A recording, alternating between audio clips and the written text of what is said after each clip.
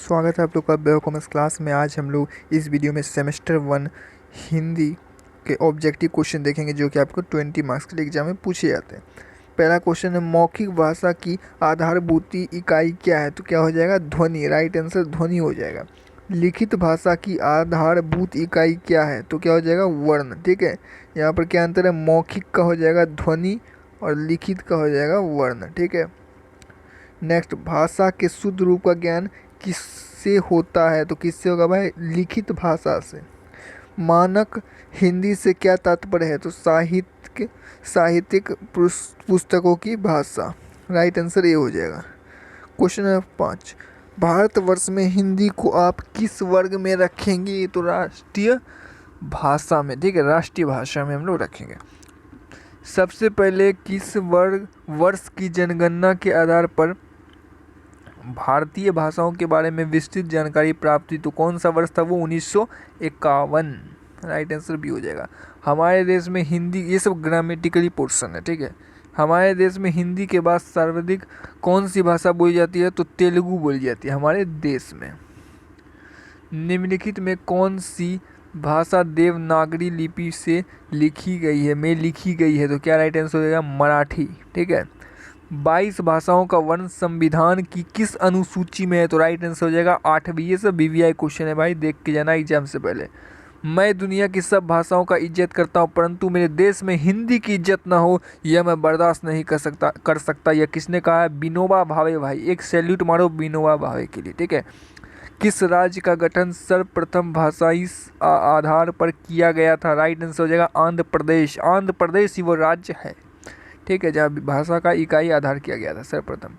देवनागरी में लिखित हिंदी को राजभाषा के रूप में कब स्वीकार किया गया? तो राइट आंसर हो जाएगा 14 सितंबर 1950। ठीक है, किस अनुच्छेद में हिंदी को सर्वमान्य भाषा के रूप में विकसित करने पर बल दिया गया है? तो राइट आंसर हो जाएगा अनुच्छेद 345। 1955 में किसकी अध्यक्षता में राजभाषा का गठन किया गया था? राइट आंसर क्या हो जाएगा? बाल गंगाधर खेर।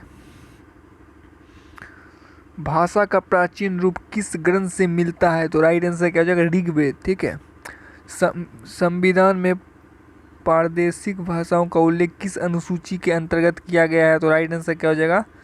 8वीं अनुसूची। भाषा के आधार पर भारतीय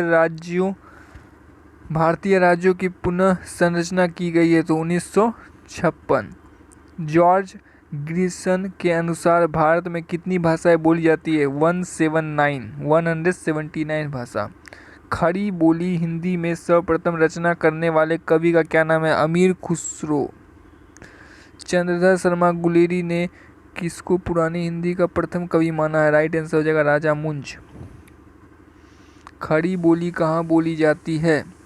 मेरठ में बोली जाती है। ठीक है, भाषा की प्रथम इकाई क्या है? तो राइट आंसर होगा ध्वनि।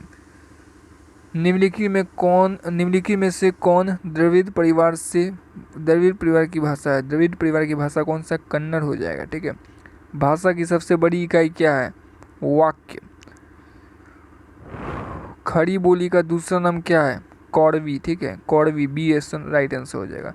हिंदी की लिपि क्या है? तो हिंदी देवनागरी लिपि है भाई।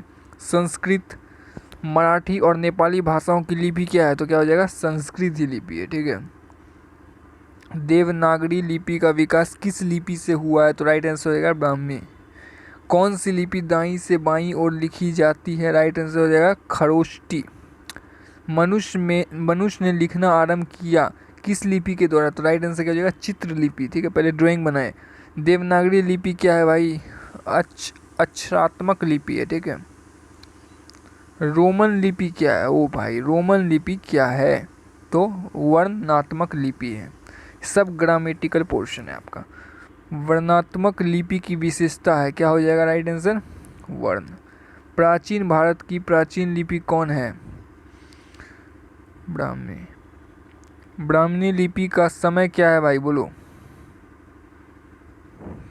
5वीं शताब्दी। ठीक है, 350वीं ईस्वी के बाद ब्राह्मणी लिपि कितने शैलियों में बट गई थी? राइट आंसर हो जाएगा C। इसका जो PDF है आपको हमारे टेलीग्राम चैनल मिल जाएगा, लिंक डिस्क्रिप्शन में। नागरी में कितने भेद हैं? क्या हो जाएगा? 4। नागरी को दक्षिण में क्या कहा जाता है भाई? नंदी नागरी। नागरी लिपि का प्रथम उल्लेख किस ग्रंथ में हुआ है? राइट आंसर हो जाएगा नंदी सूत्र में। ठीक है, आज 42 क्वेश्चन देखेंगे, फिर नेक्स्ट सेट करेंगे। ठीक है,